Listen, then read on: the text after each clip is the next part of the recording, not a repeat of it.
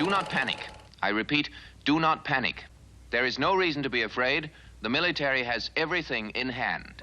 Welcome back to my dark corner of this sick world. It's a good thing that there's no more like him.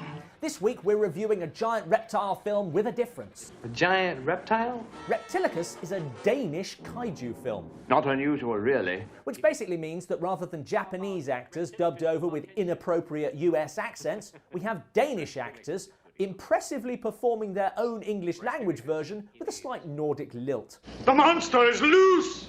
Huge. It was huge. And instead of a man in a monster suit, we get an acid-spitting version of the soup dragon from the Clangers. In close-up, Reptilicus looks okay.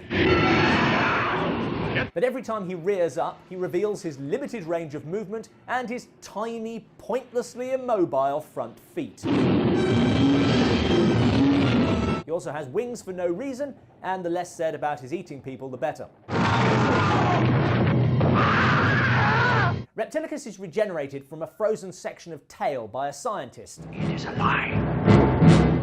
Who has an interesting attitude towards the love lives of his two daughters. I envy that young man.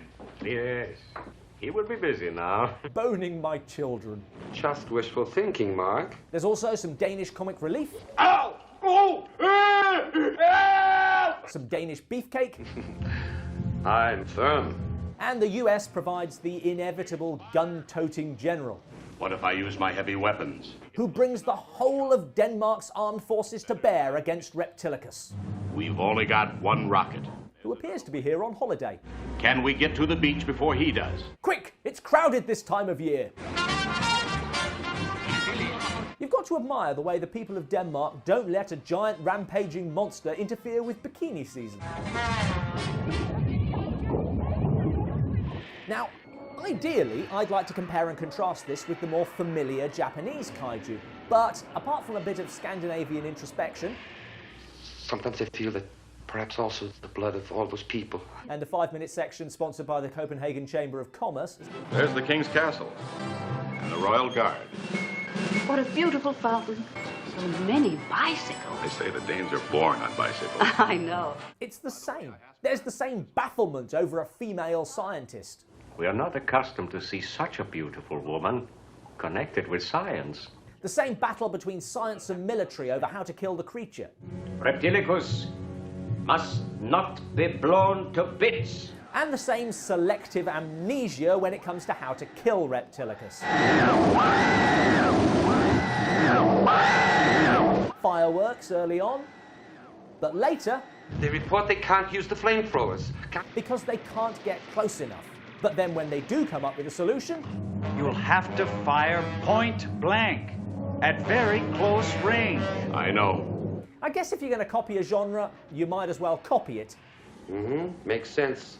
But it does make things a bit tedious for anyone who has ever seen any other monster movie. There's really nothing exciting about this at all. The one thing making Reptilicus unique is that he can regenerate from any body part, which means they can't just blow him up. If Reptilicus should be hit, you'll never find all the pieces underwater. He can regenerate, Mark. Which allows for another typical kaiju trope, the sequel-baiting ending. So if Lars von Trier or Thomas Vinterberg is watching... Not a chance. If you've got a film you'd like us to review, leave a comment below. Click here to subscribe, here to see more reviews, or if you'd like to take your chance in the Dark Corner's mystery box of death, click down there. Tivoli night, oh what a sight, all Copenhagen is dancing.